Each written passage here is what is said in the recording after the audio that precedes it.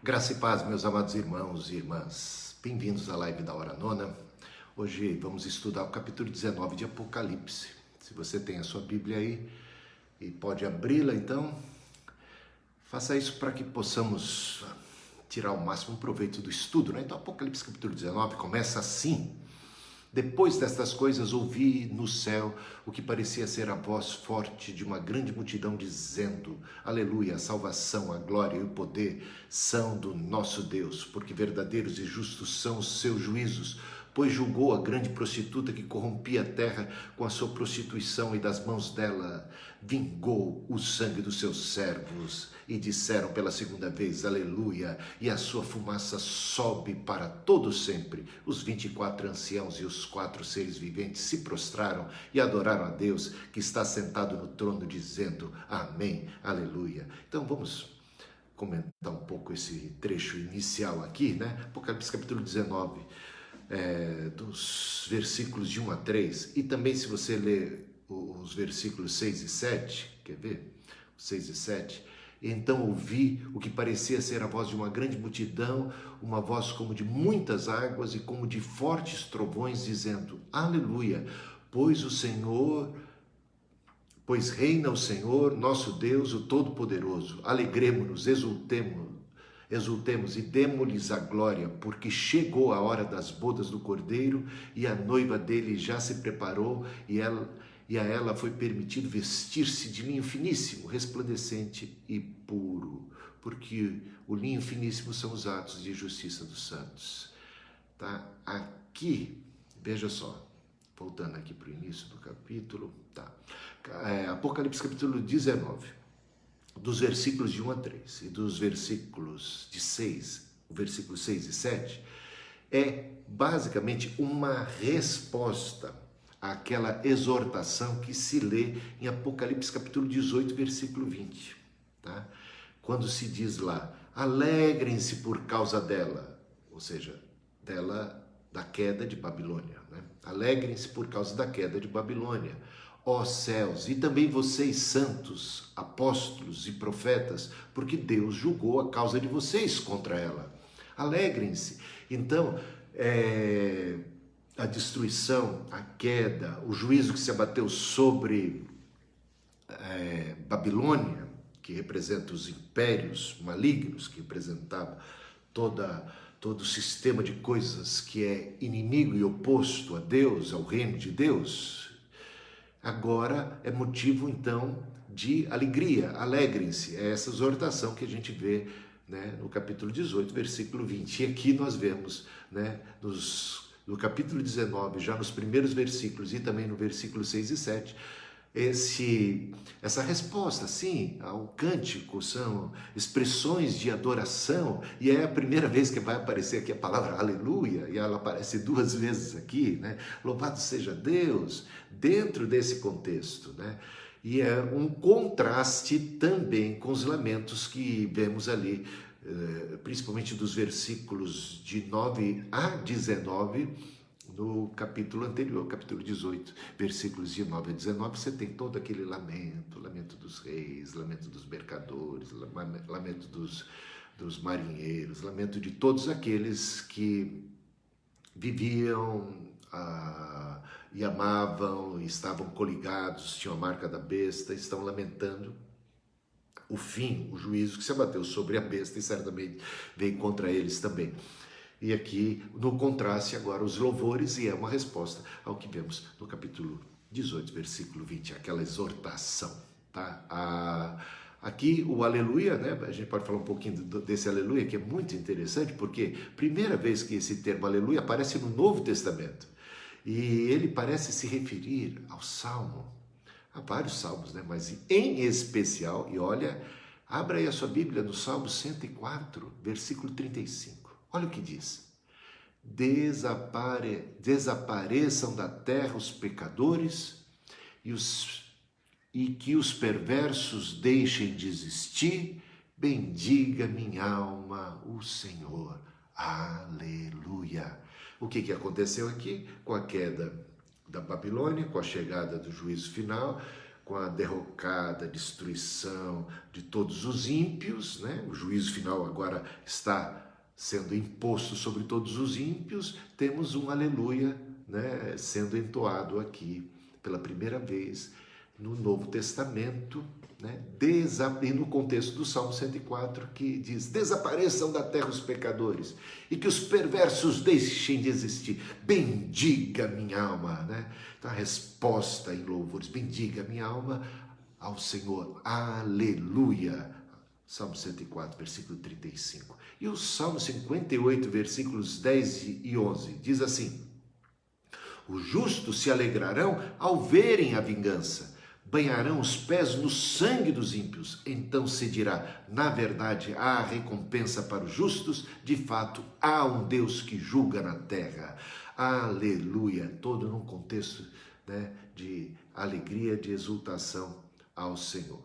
Bom, aqui na frase que se segue ao aleluia, diz assim: a salvação, a glória e o poder são do nosso Deus. Veja lá Apocalipse capítulo 11, versículo 17. O que é que diz lá? Eles estão dizendo, né, um cântico, uma expressão de adoração ao Senhor. Graças te damos, Senhor Deus Todo-Poderoso, que és e que eras, porque assumiste o teu grande poder e passaste a reinar. Apocalipse 7:10. E clamavam com voz forte, dizendo: ao nosso Deus que está sentado pertence a salvação, né? Pertence a salvação. E aqui, Apocalipse capítulo 12, versículo 10, então ouvi uma voz forte no céu, proclamando: agora veio a salvação, o poder, o reino do nosso Deus e a autoridade do seu Cristo. Todos esses textos têm relação, falam do reino de Deus que se estabelece e põe fim, então, a toda oposição. Então, a salvação, que diz aleluia, a salvação, a glória e o poder são do nosso Deus sem rivais, agora sem antagonismo, sem oposição, plenamente. Chegou a era da plenitude do reino de Deus, a vontade de Deus sendo feita plenamente em todo o universo, sem nenhuma contrariedade. Porque verdadeiros e justos são seus juízos, mais uma vez evocando essa ideia de que a justiça está sendo feita, a justiça está sendo praticada, né? E houve o juízo da grande prostituta, da grande Babilônia. Grande prostituta é a grande Babilônia, que representa os impérios malignos, opressores desta terra.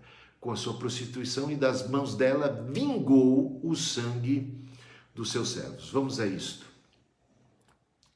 Temos dito, mas é praticamente ao longo do estudo do Apocalipse, desde que estudamos o capítulo 6, com a abertura do quinto selo, que se vê ali as almas dos mártires, e eles estão clamando por justiça. Eles estão dizendo assim, capítulo 6, versículo 10, até quando, ó soberano Senhor, santo e verdadeiro, não julgas nem vingas o nosso sangue dos que habitam sobre a terra? Esses são os mártires, gente que foi perseguida, gente que foi morta, barbarizada, que foi motivo de toda a crueldade da besta, dos anticristos, dos falsos profetas, dos opositores, dos inimigos de Cristo, de Deus e do povo de Deus, que banharam-se no sangue inocente desses cristãos.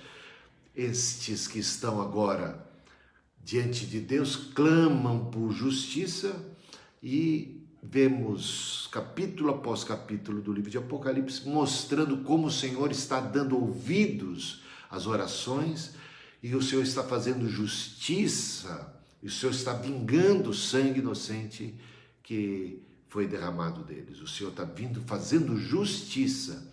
E o Salmo 79, versículo 10 diz assim: porque diriam as nações: onde está o Deus deles? seja manifesta entre as nações e diante dos nossos olhos a vingança do sangue dos teus servos que foi derramado.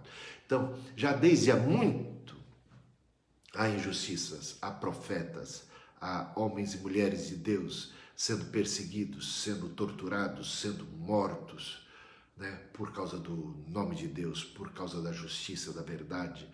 E estes, desde a antiguidade, o coro que clama por eles ouvir do céu, e o que se vê no livro de Apocalipse é o juízo se abatendo sobre todos os opressores malignos, gente cruel, gente bárbara, e aqui temos a destruição agora final, a batalha. Mais uma vez temos as descrições aqui desde o capítulo 17, falando sobre a destruição de Babilônia, e isso implica aqui no juízo final sobre Babilônia, que representa todos os reinos malignos, opressores, que estão debaixo da influência do dragão, né, que usa a besta, que usa o falso profeta, para implementar aí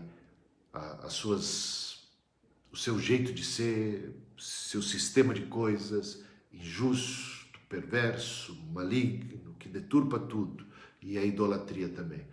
Agora, um outro aleluia. E disseram, versículo 3, né? E disseram pela segunda vez, aleluia! E a sua fumaça sobe para todo o sempre. Essa ideia da fumaça subir para todo sempre, vamos procurar entender o significado. Semelhante ao juízo cabal e irreversível que se abateu sobre Edom. Edom, que depois do juízo de Deus jamais se recuperou, nunca mais se teve notícia de... Opa, acho que está meio ruim esse... Olha, eu coloquei ruim aqui, ó. Agora melhorou, desculpa aí. O pessoal do Facebook estava meio zoado aí o enquadramento. Edom, que representa os filhos, os descendentes de Esaú, no decorrer da história, se levantou como um grande opositor e inimigo do povo hebreu, do povo de Israel. E eles, quando Jerusalém foi destruída, eles foram traíras, eles riram e zombaram, ridicularizaram, e eles entregaram os judeus que estavam fugindo, eles foram entregues pelos edomitas aos soldados do exército de Nabucodonosor. Olha, se esconderam ali, olha, e eles zombavam, ridicularizavam.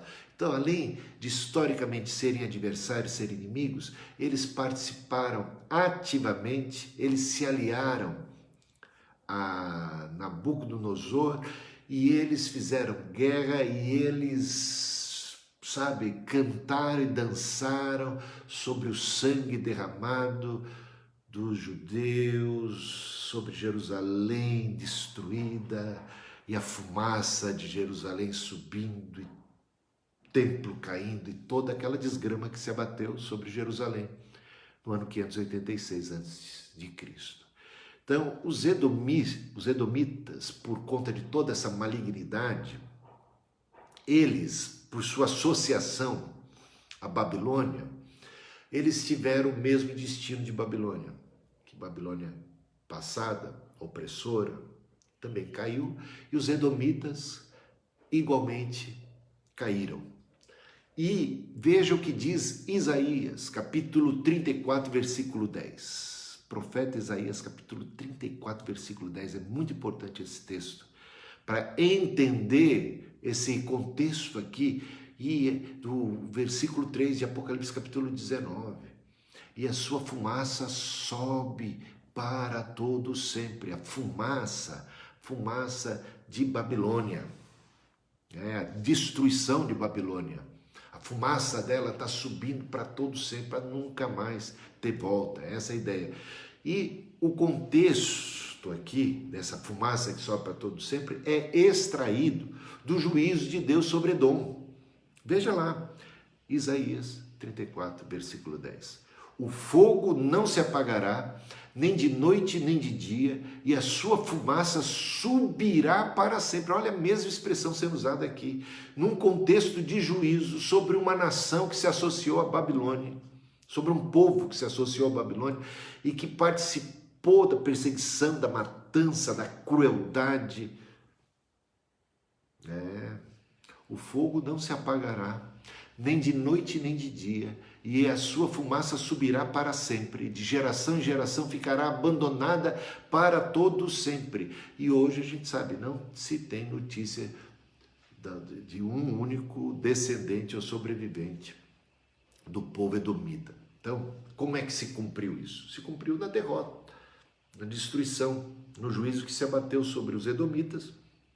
E a ideia da fumaça subir para sempre é que não tem mais volta. Eles vão ser aniquilados, eles vão ser totalmente dizimados. Não vai se ter mais vestígio, não sobra nada, é isso.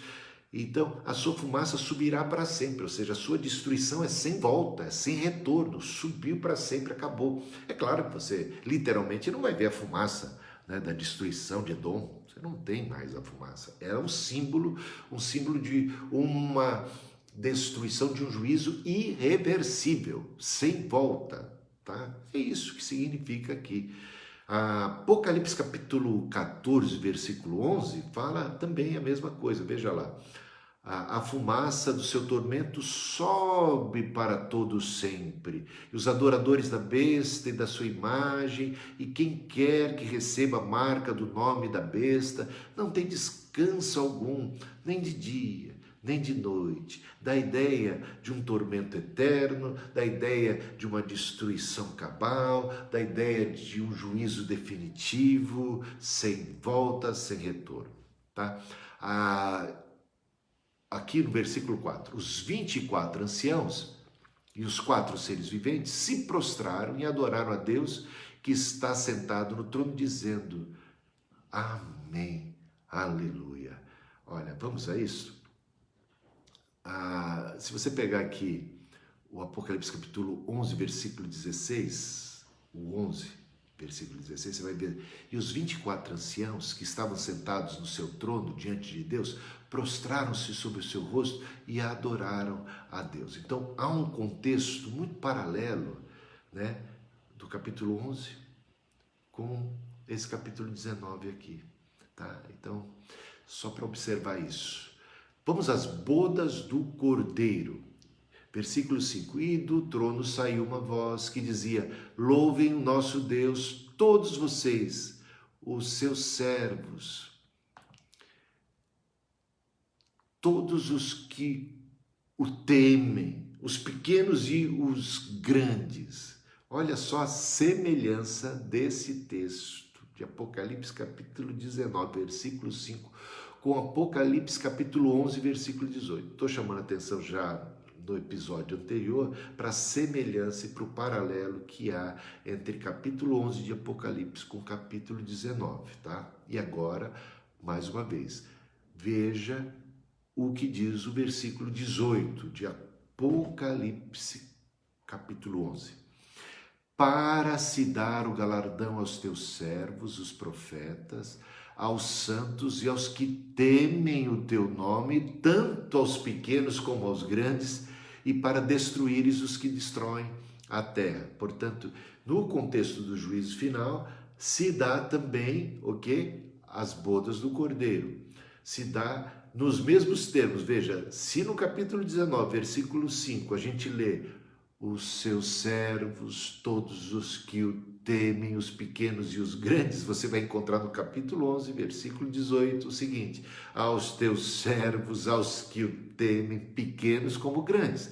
E o que é que nós temos no capítulo 19? A partir desse momento, as bodas do Cordeiro. O que é que nós temos no capítulo 11, versículo 18? Chegou o momento deles, dos seguidores, ou seja, os teus servos, os que o temem, pequenos e os grandes, serem galardoados. Chegou o dia da recompensa. Recompensa positiva, né? É o dia, sabe aquele dia, vem o Senhor e senta-se no trono da sua glória, reúne todas as nações, tem o juízo que é implacável, definitivo, sem volta, final, cabal, sobre os que não são de Deus, e tem a recompensa, benditos do meu Pai, porque tive sede, me desse de beber. Aos que são de Deus, são galardoados. Então, para esses, no mesmo contexto do juízo,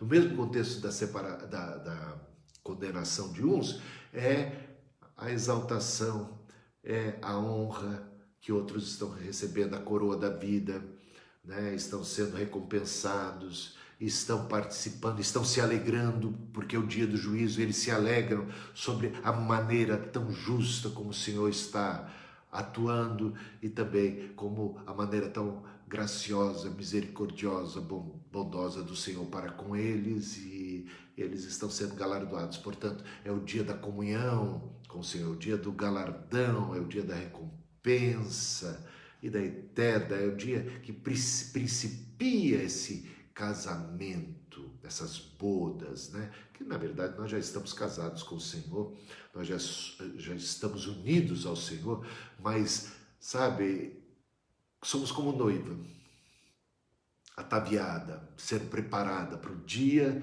das bodas, o dia em que a aliança, digamos assim, sairá de um dedo anelar direito para o dedo anelar esquerdo. Está entendendo? A ideia é essa. O casamento, as bodas, onde se dá essa fusão eterna, nós com corpos glorificados, essa comunhão para nunca mais ter choro, nunca mais ter doença, nunca mais ter morte. É disso que vemos aqui. Tá? Então, um paralelo com o capítulo 11, versículo 18 aqui se vê. Versículo 6. Então ouviu que parecia ser a voz de uma grande multidão, uma voz como de muitas águas e como de fortes trovões, dizendo, aleluia. Olha quanto aleluia começa a aparecer, né? Nesse contexto do capítulo 19, que é o contexto do juízo final, que é o contexto das bodas do Cordeiro, tudo isso muito associado. Veja o versículo 15 do capítulo 11. Então, um paralelo, capítulo 19, versículo 5, com capítulo 11, versículo 15. O sétimo anjo tocou a trombeta e ouvi do céu vozes fortes, a mesma coisa, né? Dizendo, o reino do mundo se tornou de nosso Senhor e do seu Cristo, e ele reinará para todos sempre. Veja aqui, então ouviu que parecia ser a voz de uma grande multidão, voz como de muitas águas e como de trovões, dizendo que, aleluia, pois reina o Senhor nosso Deus, o Todo-Poderoso, alegremos-nos, exultemos-nos e demos-lhe a glória. Chegou a hora das bodas do Cordeiro, ele reina, e é isso. A mesma coisa, o paralelo é evidente, o que se viu no capítulo 11 está se vendo aqui no capítulo 19, só que de um outro ângulo, com novos detalhes, tá? Aquilo que a gente falava, o Apocalipse não está escrito de maneira, digamos, cronológica, um evento depois do outro, não. São diversas visões que, de alguma maneira, elas se entrelaçam, elas estão em paralelo, elas vão num crescente, vão agregando cada vez mais novos elementos, mais intensidade, né? E estamos, tanto no capítulo 11 como no capítulo 19, ainda falando do dia do Senhor, da segunda vinda de Cristo, da chegada do reino de Deus, do estabelecimento do seu domínio, da destruição de toda oposição. Só que depois disso é ainda tratado em miúdos, em detalhes, né? Vendo como recapitulando todo o conflito, desde lá atrás, mostrando como é que se deu esse processo de embate, de guerra espiritual, que leva a este grande dia, que é o dia do Senhor, tá? Chegou a hora, não, pois reina o Senhor. Falar um pouquinho disso, olha, Apocalipse 11, 17. Graças te damos, Senhor Todo-Poderoso, porque que és e que eras, porque assumiste o teu grande poder e passaste a reinar. Veja, o paralelo entre um texto e outro é evidente. Só não vê quem não quer, só olhar lá, tá? Um texto está falando a mesma coisa do outro texto, só que de um novo ângulo. Chegou a hora. Chegou a hora. Apocalipse capítulo 11, 18, o que diz? Chegou a hora. Ué, Capítulo 19, versículo 7. Chegou a hora. Chegou a hora do quê? Né? No capítulo 11, versículo 7, chegou a hora das bodas do cordeiro e da noiva dele, e a noiva dele já se preparou. Tá? E depois a gente vê mais abaixo a descrição do juízo cabal e final. E aqui veja, capítulo 11, versículo 18. Chegou a hora do juízo final e dos galardões dos fiéis. Olha as duas coisas aqui em foco. O que o Apocalipse capítulo 19 traz? As bodas do Cordeiro, o galardão dos fiéis e o juízo final sobre todas as nações e os inimigos de Deus. O que é que o capítulo 11, versículo 18, todo o capítulo 11 está tratando? Da segunda vinda de Cristo, do juízo final e do galardão dos fiéis. Olha, capítulo 11, versículo 18. Na verdade, as nações se enfureceram, chegou, porém, a tua ira e o tempo determinado para serem julgados os mortos, para se dar o galardão aos teus servos. É a mesma coisa, idêntico, tá? Veja como a Bíblia interpreta a própria Bíblia e como o Apocalipse começa a ficar bem mais fácil de entender quando você percebe toda essa estrutura. Né? E aí você olha a riqueza. Olha como é que a dádiva que a gente tem diante de nós aqui, de riqueza de detalhes que se compõem e a gente percebe tratar-se do mesmo contexto e como essas coisas vão agregando e a gente vai tendo a mente esclarecida, iluminada e vai tendo essa revelação. É muito bacana, faz muito bem a gente ler o Apocalipse, é emocionante, é impressionante essas imagens vivas da vitória, da manifestação do poder de Deus, subjugando toda e qualquer oposição maligna e trazendo justiça, paz e recompensa e galardão a todos aqueles que nele esperam. Aqui se diz no finalzinho do versículo 8, não, vamos ao versículo 8 como um todo, né? A ela, a igreja, né? A noiva, foi permitido vestir-se de linho finíssimo e resplandecente e puro, porque o linho finíssimo são os atos de justiça dos santos. Vamos a isso. Esse linho finíssimo, né? Vamos entender? Tem bastante coisa para falar sobre isso. Se você ler Romanos capítulo 2, versículos 6 e 7, você vai entender melhor o que é que representa esse linho finíssimo. Que está no contexto de juízo aqui, e no contexto de juízo final. Romanos 2, 6 e 7, que retribuirá a cada um segundo as suas obras. A vida eterna aos que, perseverando em fazer o bem, procuram glória, honra e incorruptibilidade. Veja também 2 Coríntios 11, 2. Tenho zelo por vocês, como o zelo que vem de Deus, pois eu preparei vocês para apresentá-los como virgem pura a um esposo que é Cristo. Paulo está falando de todo o cuidado dele pastoral, apostólico, para que a igreja pudesse ser santificada, devidamente ataviada, né? Pudesse andar de modo digno do evangelho. Veja, tenho zelo por vocês como zelo que vem de Deus, pois eu preparei vocês para apresentá-los como virgem pura a um só esposo para o dia das bodas. É como uma noiva, a igreja aqui, sendo preparada, sendo santificada, né? Justificada, santificada para um dia ser glorificada, está plenamente ataviada para as bodas, para o casamento, né, com o esposo, que é Cristo. Por isso as bodas do Cordeiro, do casamento do Filho de Deus. Aí tem a parábola das bodas também que fala. O que fala a parábola das bodas? Capítulo 22 de Mateus. Fala no finalzinho dela, de que apareceu alguém ali na festa das bodas que não estava trajado devidamente, com as vestes que o próprio Senhor da festa, o rei, propiciou, providenciou, forneceu, né?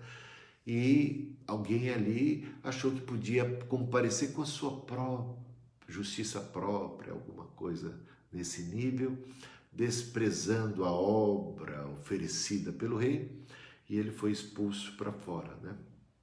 Então, a importância de estarmos devidamente ataviados, passando pela justificação, santificação e, finalmente, pela glorificação, tá?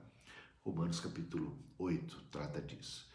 E Apocalipse capítulo 20, não, dá para falar aqui também, dá para falar sobre Mateus 5, né? 11 e 12. Bem-aventurados são vocês quando por minha causa os insultarem, os perseguirem, mentirem, disserem todo mal contra vocês. Alegrem-se e exultem, porque é grande a sua recompensa nos céus, pois assim perseguiram os profetas que viveram antes de vocês. O contexto do Apocalipse, de uma igreja perseguida, de tantos mártires na glória, também dá a entender aquele que persevera até o fim será salvo, né? Guarda o que tem para que ninguém roube a tua coroa, seja fiel até a morte, dar-te-ei a coroa da vida.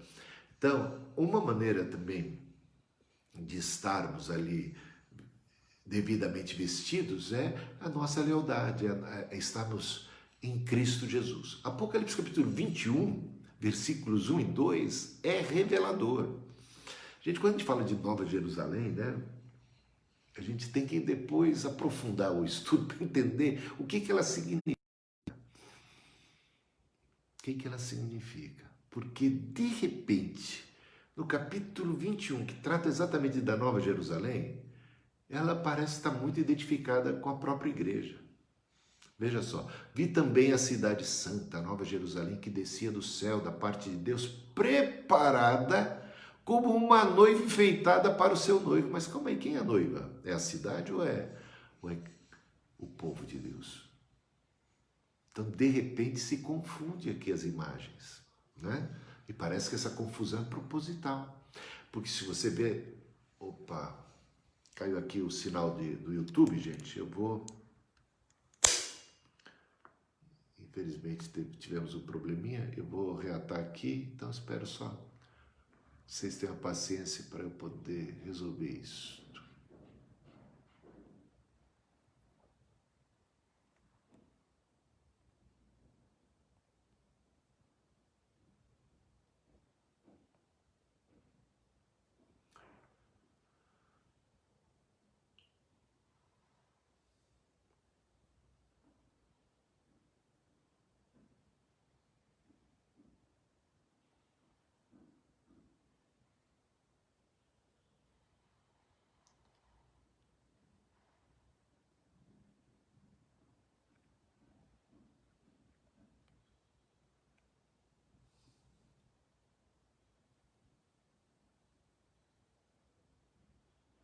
Muito problema aqui com conexão, sabe?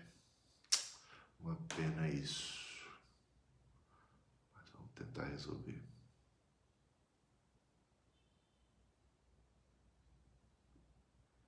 Espero que dê certo agora.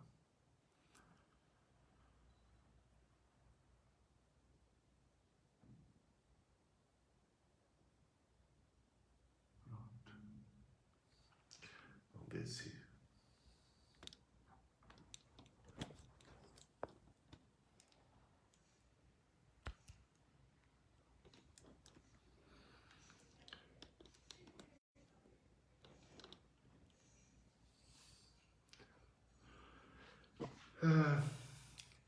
Pessoal do Facebook, do YouTube, tivemos um probleminha com o sinal de transmissão aí para o YouTube. Estamos falando aqui do capítulo 19 de Apocalipse. De repente caiu o sinal abruptamente. Deixa eu até melhorar isso aqui para o pessoal do Face também. Sinto muito, tem coisas que acontecem que fogem ao nosso controle. Eu sei que na Nova Jerusalém nós não vamos ter problema dessa natureza. Então, essa é a nossa esperança, né? Não vai ter mais queda de sinal. Nossa comunicação vai estar sempre franca e aberta. Mas a gente está falando aqui, olha, sobre o linho, né? Versículo... Vou até dar uma recapitulada só para não perder aqui, para quem de repente pega agora, né? O capítulo 19, versículo 18, foi-lhe permitido vestir-se de linho finíssimo, resplandecente e puro, porque o linho finíssimo são os atos de justiça dos santos, tá? E aqui a gente viu o seguinte, olha só, que tanto Romanos capítulo 2, versículos de 6 a 7 fala sobre a ideia de perseverar em fazer o bem, né? Então a ideia da gente ser firme, constante, dar um bom testemunho de Cristo. 2 Coríntios 11, 2, Paulo fala, tenho zelo por vocês com zelo que vem de Deus, pois eu preparei vocês para apresentá-los como virgem pura, um só esposo que é Cristo. Mateus 5, de 11 até 12, bem-aventurados vocês quando por minha causa vos insultarem e perseguirem, grande é a recompensa de vocês. Então a ideia também do martírio aqui está sendo vislumbrada, para você ser fiel até a morte, para receber a coroa da vida. Apocalipse capítulo 21, e aí é onde a gente teve a interrupção do sinal, versículos 1 e 2, diz o seguinte, vi também a cidade santa, a Nova Jerusalém, que descia do céu da parte de Deus, preparada como uma noiva enfeitada para o seu noivo. Dá a ideia de até parece uma confusão, mas afinal de contas, quem é a noiva? A noiva é a igreja ou a noiva é a cidade, né? E de repente, a gente sabe que Deus não está casando com uma estrutura física, Deus está de repente se relacionando mesmo com seres vivos, e há sabe, essa Nova Jerusalém parecendo aí, ela representar realmente esse tabernáculo novo de Deus que somos nós, e que então nós, no conjunto da obra, somos essa habitação de Deus, e não haverá templo, Deus será o nosso templo, Deus será o nosso templo, Deus será o templo. Nós seremos então assim beneficiados com uma comunhão sem igual com Deus. Então tudo isso é muito interessante aqui de ver essa cidade, né? Essa Nova Jerusalém sendo descrita como uma noiva vestida e ataviada, coisa que a gente vê aqui no capítulo 19, mas como uma referência à própria igreja. Isaías 61, 10. Tenho grande alegria no Senhor, a minha alma se alegra no meu Deus, porque me cobriu de vestes de salvação, me envolveu com manto de justiça, como noivo que se adorna de turbante, como noiva que se enfeita com as suas joias. Então toda essa descrição profética se vê aqui encontrando cumprimento no povo de Deus, que é a igreja, que congrega gentios, judeus, crentes em Cristo Jesus. Apocalipse 3:18. Aconselho que você compre de mim ouro refinado pelo fogo, para que você seja de fato rico. Compre vestes brancas para se vestir. Então Jesus falando assim, olha, você não está vestido adequadamente, exortando. Então você precisa, se você acha que você está bonito na fita, não está. Compre de mim, mas sem dinheiro. O Senhor oferecendo dele uma vestimenta apropriada, né? Então a santificação vem do Senhor, a justificação vem do Senhor, a glorificação vem do Senhor. Então, e o Senhor quer que a sua noiva esteja sem mancha, sem mácula, nem ruga. Apocalipse 16:15. Eis que venho como ladrão, bem-aventurado aquele que vigia e guarda as suas vestes, para que não ande nu e não se veja a sua vergonha. Então, lâmpadas cheias, as vestes devidamente guardadas, né? Preparadas para esse dia. Apocalipse 3:4. Mas você tem aí em Sardes umas poucas pessoas que não contaminaram as suas vestes. Elas andarão comigo, vestidas de branco, pois são dignas. E Apocalipse 6:11. Então a cada um deles foi dada uma veste branca. Tá? Aí a ideia do branco aqui a gente pode falar, né? A ideia da ceia, a ceia das bodas do Cordeiro. Então, isso remonta ali Mateus capítulo 22, as bodas do Cordeiro, a ceia, todo pacto. O Senhor disse que tomaria a ceia conosco no céu, né? Então, a gente vai ter uma ceia, uma celebração do nosso encontro, desse casamento, dessa nova etapa, né? Dessa nova etapa de conexão. Uma coisa é o relacionamento que a gente tem como noivo, né? Um período de noivado. A outra é no período de casamento. há muito mais conexão, muito mais intimidade, muito mais aproximação, então estaremos unidos com o Senhor para sempre. Tudo uma figura de linguagem, claro, mas que fala dessa progressão na intimidade, no relacionamento, na conexão, no caminhar juntos, na fusão eterna com o Senhor, tá? E aqui veja só, o anjo aparece diante de João de forma tão magnífica, a gente já falou isso em capítulos anteriores, que o João fica tão confuso e ele confunde o anjo com Jesus e ele vai adorar o anjo como se fosse Deus e o anjo o recrimina aqui, não faça isso, sou conservo seu, né? Então é mais uma prova de que Jesus Cristo é Deus, porque Jesus Cristo é adorado aqui repetidas vezes no livro de Apocalipse. E alguns dizem que Jesus é anjo, então ele não pode ser adorado. Só que no livro de Apocalipse é dito que Jesus não é anjo, porque o anjo não pode ser adorado, não aceita adoração, e Jesus aceitava adoração. E é mais um dos testemunhos de que Jesus realmente não é anjo. Jesus não é criatura, Jesus é o Criador, o Filho de Deus. Cristo, vencedor da besta e do falso profeta. Vamos a isso.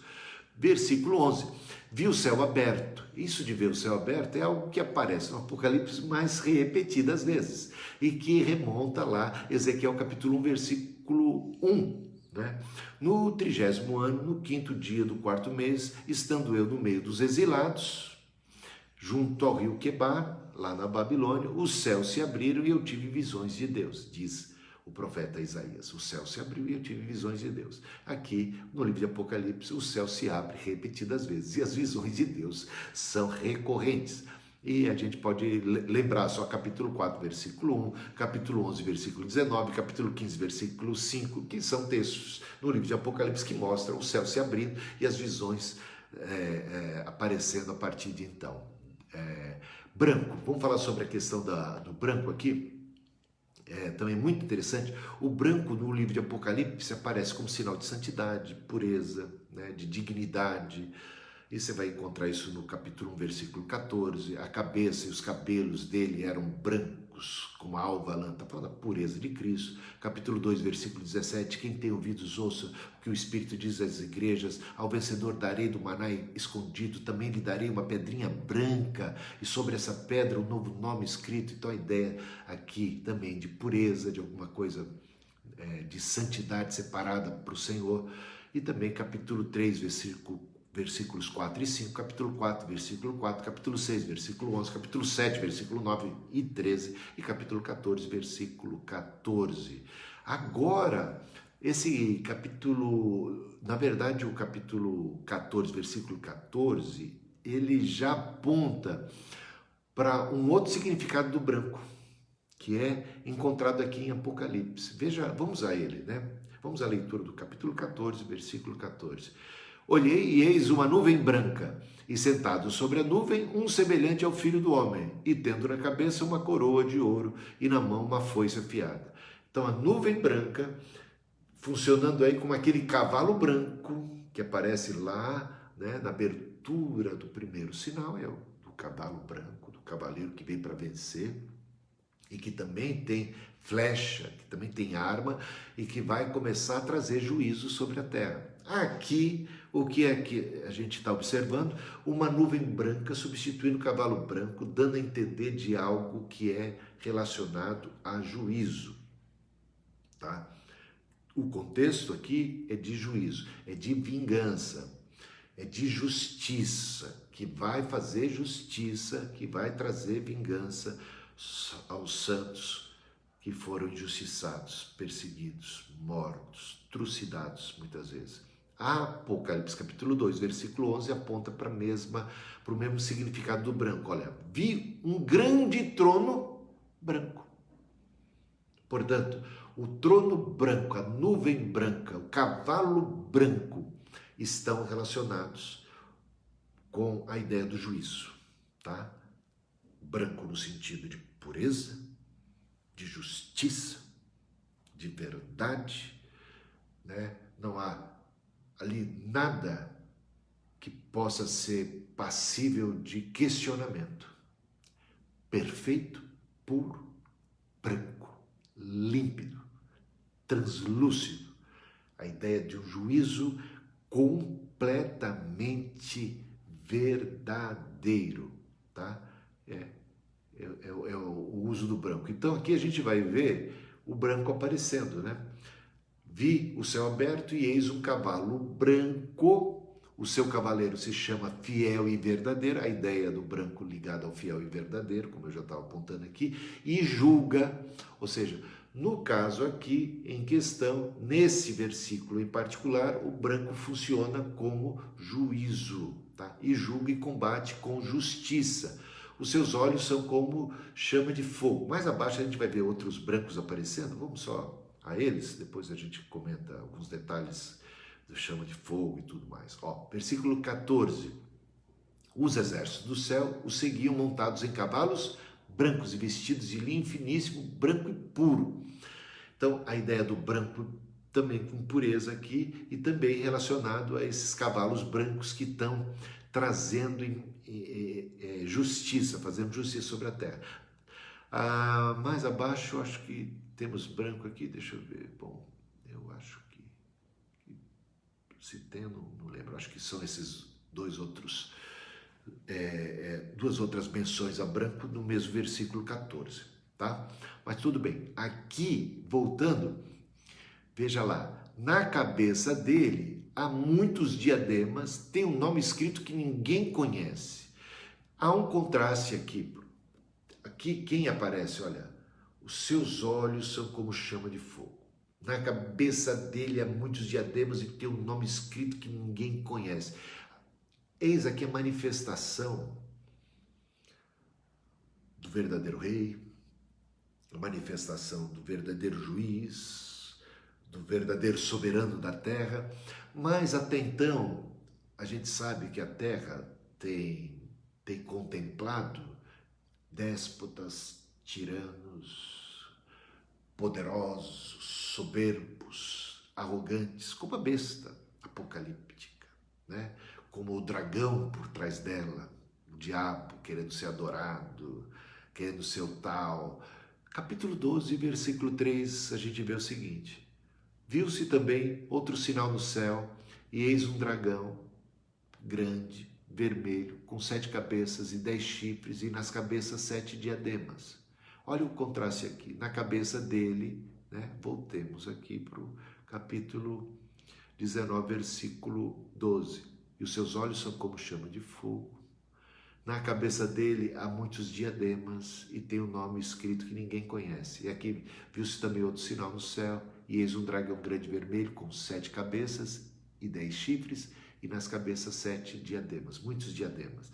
A ideia aqui é um contraste entre aquele que é o soberano falso, usurpador, e o verdadeiro. Agora, a última palavra é do ômega, não é dos déspotas, não é do dragão, não é daquele que se sente o rei da cocada hoje. E no capítulo 13, falando uma descrição da besta, vi emergir do mar uma besta que tinha 10 chifres e 7 cabeças, e sobre os chifres 10 diademas. Então a ideia de muitos diademas, que aparece tanto num como no outro. E aqui, nomes de blasfêmias, um contraste com o texto aqui, né, do capítulo 19, versículo 12, na cabeça dele há muitos diademas e tem um nome escrito que ninguém conhece. Né? Você estava blasfemando? Agora apresenta-se aquele que tem um nome que ninguém conhece. Provavelmente é o nome que você estava blasfemando, né? Muitas vezes Deus desconhecido de muitos, manifesta-se o legítimo rei e soberano da terra.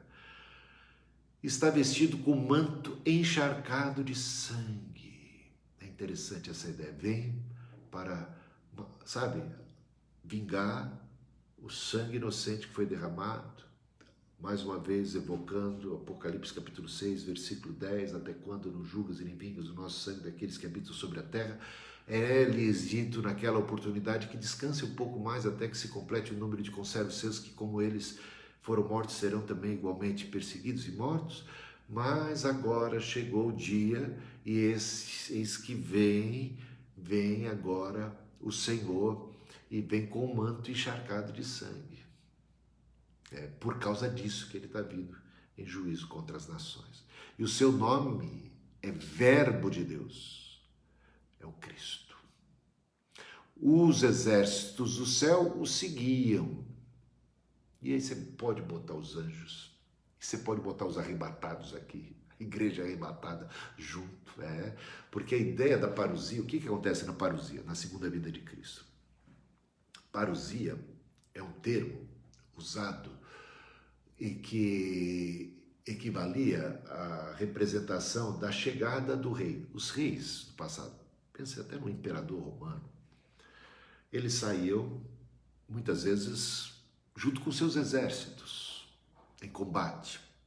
E depois, quando tinham vitória, eles vinham, regressavam, e quando eles regressavam, estavam se aproximando, por exemplo, quando estavam se aproximando da cidade, os nobres, da cidade, eles saíam da cidade, encontravam o rei e todo o seu exército no caminho, que estavam se aproximando, se encontravam como uma comitiva de boas-vindas e o acompanhavam, E o acompanhavam na sua entrada triunfal na cidade. É isso, é a parousia, a ideia essa é a parousia, a chegada do rei, vitorioso.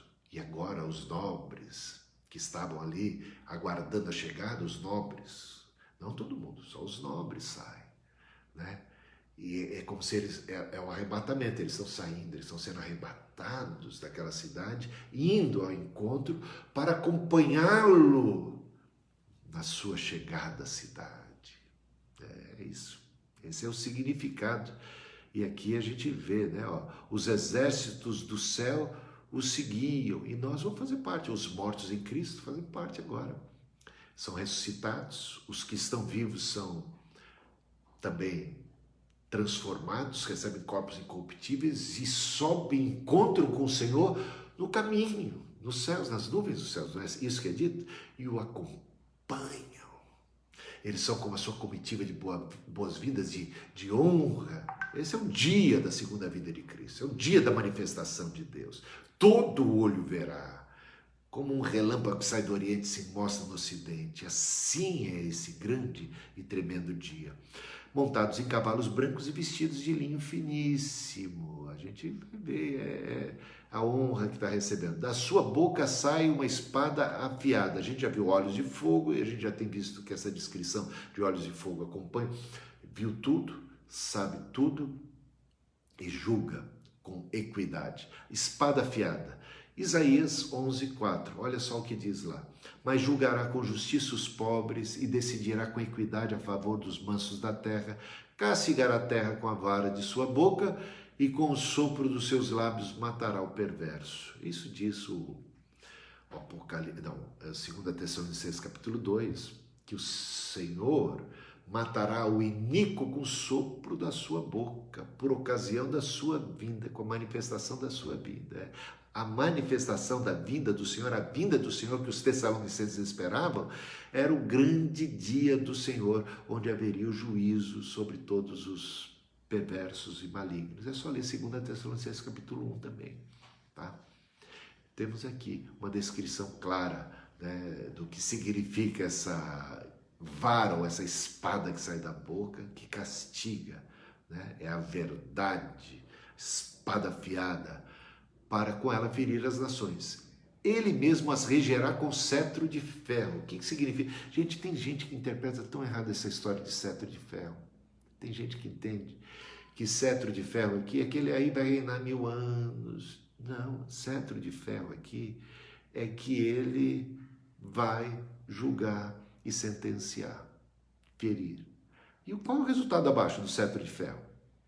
A morte de todos os opositores, de todos os reis, não sobra nada. Veja aí, o que vai sobrar para o Senhor reinar 1000 anos depois disso? Nenhuma nação. Só os eleitos. Só os que já foram arrebatados e com ele acompanharam a sua decisão. Não há 3 grupos aqui, há 2 grupos distintos. Os perdidos e os que são de Deus, os que têm a marca da besta e os que têm a marca, o sinal do Cordeiro, o selo do Cordeiro. Qual é outro grupo aqui em Apocalipse? Alguém pode me apontar um grupo neutro? Aliás, neutro é vomitado da boca, morno não cabe, não cola. Então não há dois grupos, ou é ou não é, ou venceu ou está perdido, ou está com Cristo ou está fora de Cristo, né? Não tem, quem comigo não ajunta espalha, disse Jesus, né? Ou está salvo ou está perdido. Só tem 10, na parábola das 10 virgens, só tem dois grupos, as nécias e as prudentes, as que vacilaram no cuidado com o azeite e as que estão com as suas lâmpadas cheias de azeite. E não há como mudar o quadro quando da ocasião da segunda vinda de Cristo, tá? Regerá com cetro de ferro, e ele mesmo é que pisa o lagar do vinho. Olha aí, espada afiada, olhos de fogo, cetro de ferro, tudo no mesmo contexto de acabou, juízo final. Pisar o lagar do vinho do furor da ira de Deus, é juízo final, gente, é juízo final. No seu manto e na sua coxa está escrito um nome, Rei dos Reis e Senhor dos Senhores. Aí, versículo 17, então vi um anjo posto em pé no sol, ele gritou com voz forte, dizendo a todas as aves que voam pelo meio do céu, venham, reúnam-se para a grande ceia de Deus, para comer a carne de reis, carne de comandantes, carne de poderosos, carne de cavalos e seus cavaleiros, carne de todos os, quer livres, quer escravos, tanto pequenos como grandes. Aqui temos a Bíblia interpretando a própria Bíblia mais uma vez. Pega o capítulo 18, voltemos lá, versículos 1 e 2. O que é que diz? Depois dessas coisas, vi descer do céu outro anjo que tinha grande autoridade e a terra se iluminou com a sua glória. Então exclamou com potente voz, caiu a grande Babilônia. Ela se tornou morada de demônios, refúgio de toda espécie de espírito imundo e esconderijo de todo tipo de ave imunda e detestável. Veja o resultado final da descrição do capítulo 19. Exatamente esse deserto em que se transformará, né? Só sobram ali as aves, ou seja, consumidoras, destruidoras, esses animais de rapina, né? Sobre a carniça do que restou da humanidade impenitente, iníqua, dos reis malignos, de tudo na terra. É um juízo final, é uma descrição da última batalha, e por isso tem muita gente que pergunta, Gog, guerra contra Gog, Magog e tal. Tá aqui, Ezequiel capítulo 39, versículo 4. Pode depois ler Ezequiel capítulo 39, versículos 17 e 18, todo o capítulo 39 de Ezequiel trata desse assunto. Mas olha, versículo 4, que a gente não tem tanto tempo para ficar ali, né, se debruçando, olhando com todos os detalhes, mas eis aqui o suficiente por hoje. Nos montes de Israel você cairá.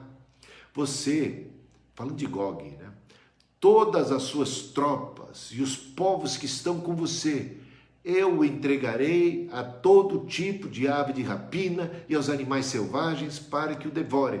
Eis aqui o símbolo do juízo final. Né? Falando, uma referência a Gog, Magog, representações aí de nações imperialistas, malignas, opressoras, né, do povo de Deus. Ezequiel 39 ainda, só que os versículos 17 e 18, olha o que diz.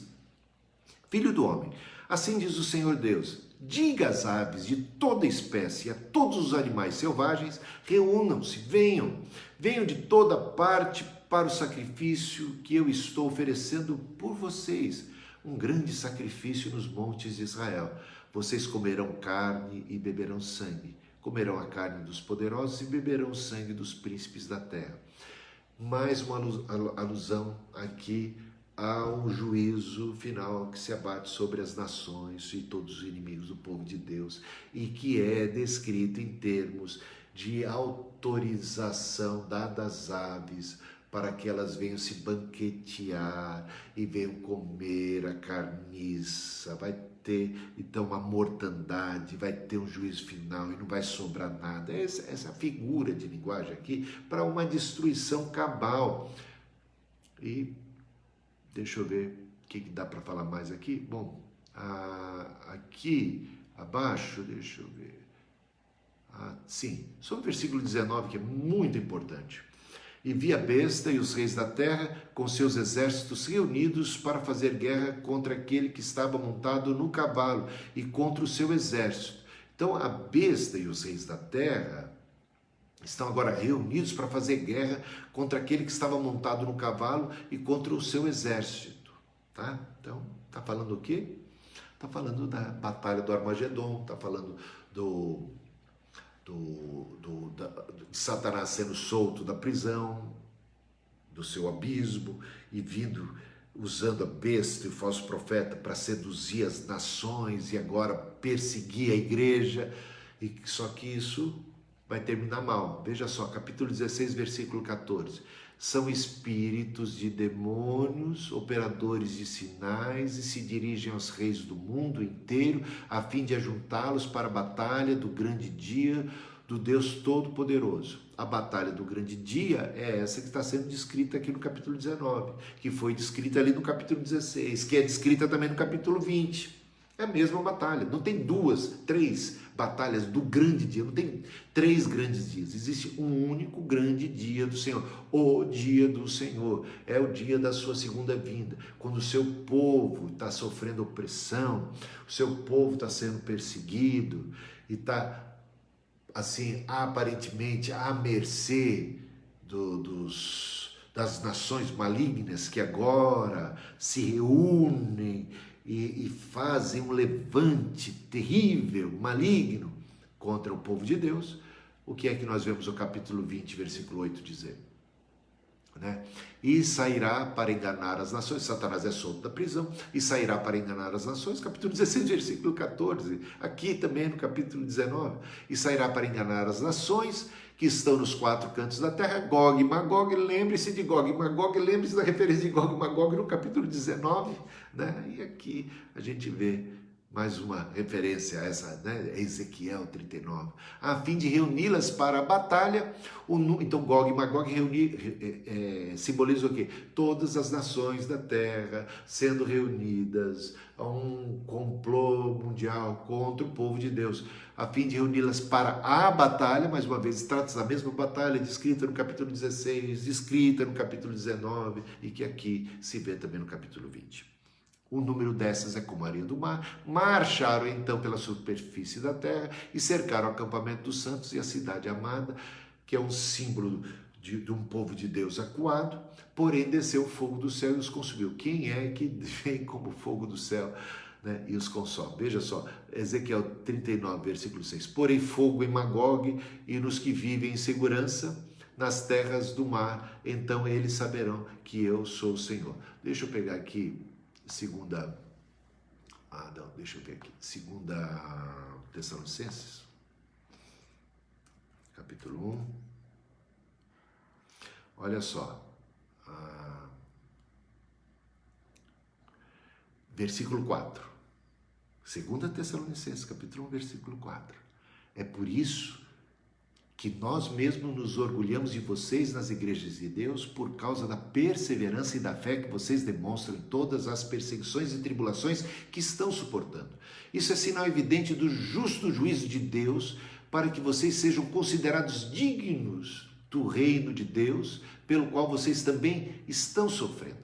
Pois, de fato, é justo para com Deus que ele retribua com tribulação aos que causam tribulação a vocês, e que dê a vocês que estão sendo atribulados alívio juntamente conosco, quando do céu se manifestar o Senhor Jesus com seus anjos do seu poder. Veja aí capítulo 19 de Apocalipse, veja aí capítulo 20 de Apocalipse, veja aí o capítulo 16 de Apocalipse, em chama de fogo, tomando vingança contra os que não conhecem a Deus e contra os que não obedecem ao Evangelho de nosso Senhor.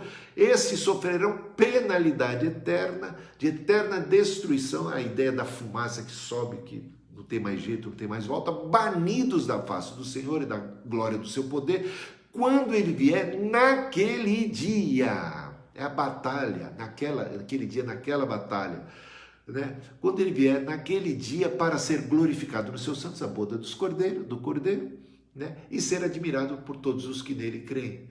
E eu não sei como podemos interpretar o Apocalipse sem levar em consideração os textos do Antigo Testamento, sem levar em consideração um texto tão claro como esse, que fala da batalha do Armagedon, que fala de uma igreja sendo perseguida e que fala do Senhor vindo a ela como chama de fogo, né?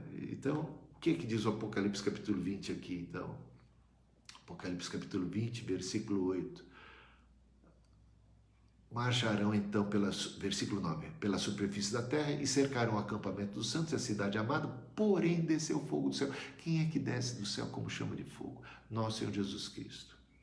É inconcebível, eu vou repetir, inconcebível a ideia de que esse texto de Apocalipse capítulo 20 diga respeito a um Cristo acuado, cercado por nações que estão com armas bélicas e que marcham com alguma esperança de ter vitória contra ele, que Cristo, com o corpo glorificado do Senhor da glória, que já reinou 1000 anos sobre a terra, tem que encarar ainda um motim dessa natureza.